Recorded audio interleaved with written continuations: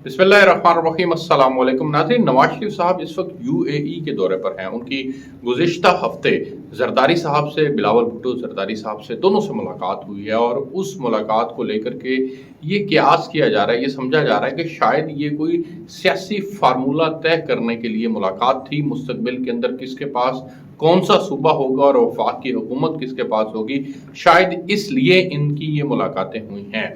लेकिन हमारी इतलात कुछ और हैं, हम कुछ और देख और समझ रहे हैं।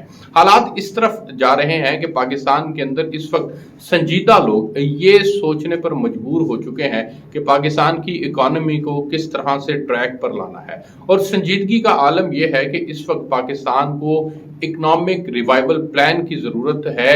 और उसका जो हमारी इसी हफ्ते में शहबाज शरीफ साहब से मुलाकात हुई, उसमें भी उन्होंने इसका जिक्र किया। मैं अपने एक वीलॉग में आपको वो मुलाकात का अहवाल भी बता चुका हूँ।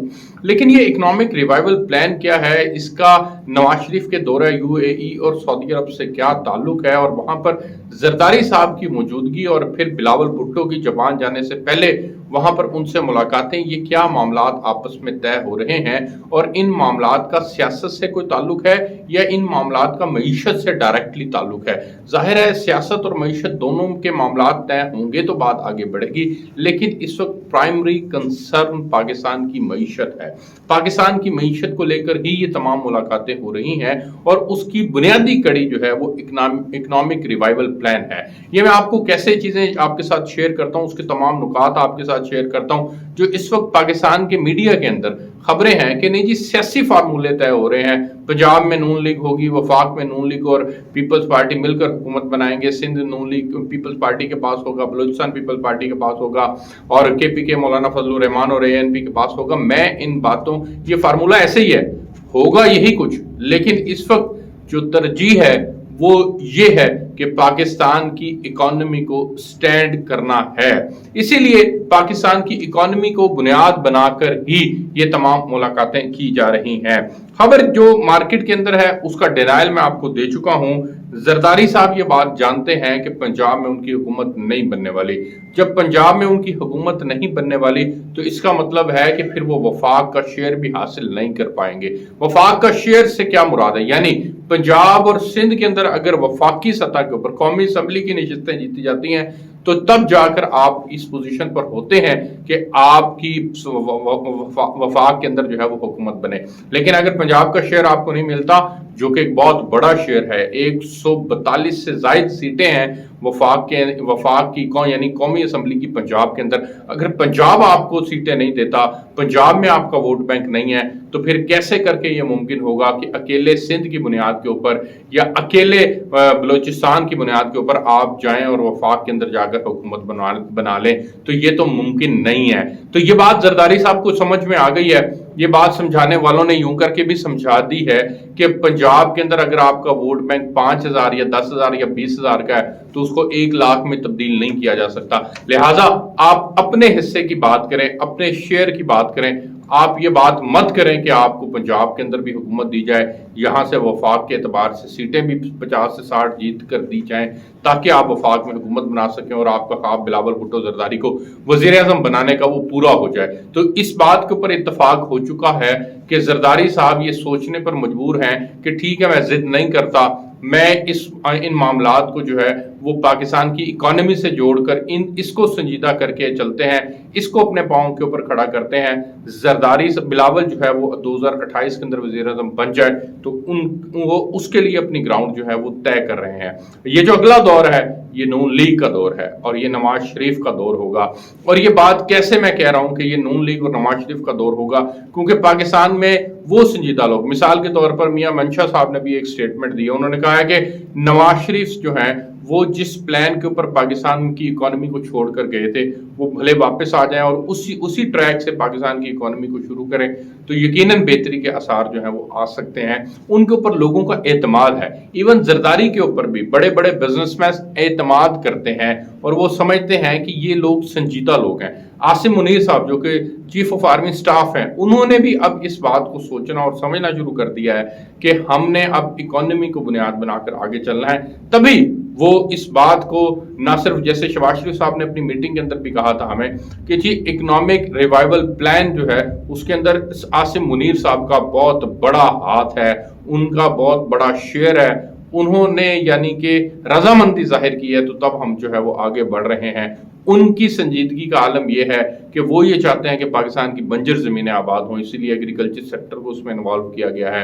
वो ये चाहते हैं कि आईटी सेक्टर के अंदर काम हो, इसीलिए क्योंकि पाकिस्तान के अंदर आईटी सेक्टर के अंदर बहुत ज़्यादा पोटेंशियल मौजूद है। इसी तरह से माइंस एंड मिनरल्स का जो काम है उसके ऊपर उसमें बहुत ज़्यादा पोटेंशियल है। तो फिर ये आसिम मुनीर साहब यानी अस्करी अदारे मिलकर पाकिस्तान की सियासी हुकूमत के साथ इकोनॉमी को स्टैंड करने के लिए, पाकिस्तान की को आईएमएफ के चुंगल से हमेशा के लिए छुटकारा दिलवाने के लिए पाकिस्तान की इकोनॉमी के लिए मुलाकातें की जा रही हैं। और जो लाहौर से निकले आप भावलपुर की तरफ जाएं तो भावलपुर में लाखों एकड़ अराजी है जो कि बंजर पड़ी हुई है। भावलपुर डिवीजन की मैं आपसे बात कर रहा हूँ। उस लाखों एकड़ आबादी को, बंजर जमीन को आबाद करने के लिए जो है वो डायरेक्टली ये प्लान किया जा रहा है कि यूएई और सऊदी अरब के शहजादों को या वहाँ की इन्वेस्टमेंट करने वाली कंपनियों को ये बंजर ज़मीन जो है वो दी जाए, वो उसको आबाद करें। एक मिनिमम सा उनसे जो है वो प्रॉफिट शेयरिंग फार्मूला जो है वो तय कर लिया जाए,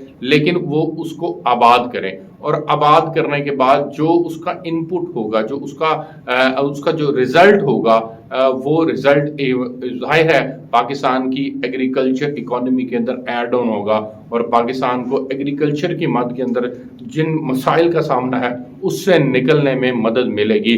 अब वो जो बंजर ज़मीनें हैं वो उस ज़्यादातर एरिया जो है वो इस वक्त आर्मी के पास है। वो आर्मी के पास इना सेंस है कि वहाँ पर वो अपनी तरबियती मशकें करते हैं और उनके कैंप्स लगते हैं और दीगर वो मामला जो हैं वो वहाँ पर चलते हैं। तो इसलिए उस जगह को आबाद करने की बात की जा रही है और नवाज शरीफ साहब का दौरा यूएई इस सिलसिले की एक कड़ी है।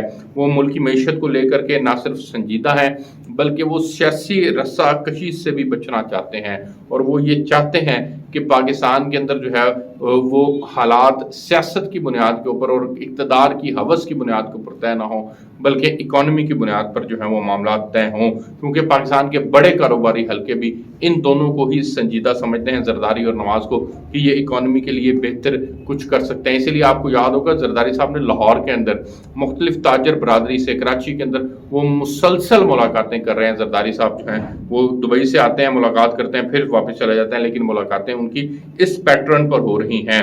इसी तरह से नवाज शरीफ के लिए एक चैलेंज होगा फिर कि पाकिस्तान को इस गिरदाब से, मुआशी गिरदाब से निकालना है, तो वो कैसे करके निकाला जा सकता है। इसलिए आज उन्होंने स्टेटमेंट भी दी है कि हम मईशत की बेहतरी के लिए जो है वो किरदार अदा करेंगे और महंगाई को कंट्रोल करेंगे। तो महंगाई उनके दौर में 4% थी, अब 38% है। दौर उन्हीं के भाई का है, लेकिन वो उसको अपना दौर नहीं इस दौर को अपना दौर नहीं समझते, वो अपने दौर को अपना दौर समझते हैं और वो कहते हैं कि 13 से 18 का जो दौर है उसी दौर की तरक्की जो है वो फिर से पाकिस्तान के अंदर होगी। वो क्या मुमकिन हो पाएगा या नहीं हो पाएगा। दूसरा जो सबसे इंपॉर्टेंट चीज़ जो है वो ये कि पाकिस्तान इस वक्त किसी नए एडवेंचर का मुतहम्मिल भी नहीं हो सकता। मिसाल के तौर पर बिलावल के लिए अगर जरदारी साहब जिद करते हैं और वो उसके लिए कोशिश करते हैं और उसके लिए सियासी जोड़ तोड़ करते हैं, तो बिलावल भुट्टो जरदारी में इतना पोटेंशियल अभी नहीं है कि वो मुल्क के वज़ीर आज़म बनकर पाकिस्तान को मुआशी मुश्किलात से निजात दिला सकें। ये बात खुद आर्मी को भी समझ आ चुकी है, एस्टेब्लिशमेंट को भी समझ आ चुकी है। तो मुल्क को मुस्तहकम करने के लिए सियासी क़यादत और अस्करी क़यादत जो संजीदा हुए हैं, इसीलिए फिर आज जो है वो हमें एक खुशाइंद बात जो नज़र आई वो आईएमएफ के साथ जब आपका एग्रीमेंट साइन हुआ है 30 जून को, तो स्टाफ लेवल का मुआहदा हुआ है। 12 जून को अब उनका एग्जीक्यूटिव बोर्ड होगा और उसमें वो पैसे भी मिलना शुरू हो जाएंगे। मूडीज़ ने भी कह दिया है कि पाकिस्तान की इकोनॉमी की बेहतरी के लिए ये जो आईएमएफ का एग्रीमेंट है ये अच्छी चीज़ है, लेकिन उसके मस्बत असरात जो आज स्टॉक एक्सचेंज के अंदर नजर आए, 2200 से ज़ायद पॉइंट्स जो हैं वो एक दिन के अंदर उनका इजाफा हुआ है। और फिर एक वक्त ये भी आया था کہ سٹاک ایکسچینج کو ایک وقت کے لیے وقفہ دینا پڑا تھا کہ اتنا زیادہ بوسٹ ایک دم سے اس کو مل رہا تھا۔ تو اس سے یہ نظر آ رہا ہے کہ پاکستان کے اندر لوگ انویسٹ کرنا چاہتے ہیں، پاکستان کے اندر لوگ آگے بڑھنا چاہتے ہیں، معیشت کے اندر پوٹینشل موجود ہے آگے بڑھنے کا، صرف سنجیدگی کی ضرورت ہے، سیاسی رساکشی سے باہر نکلنے کی ضرورت ہے، اس ملک کو اس سیاسی استحکام کی ضرورت ہے، اور یہ سیاسی استحکام تبھی آئے گا جب ہم اپنے سیاسی اختلافات کو بھلا کر مساک معیشت کریں گے۔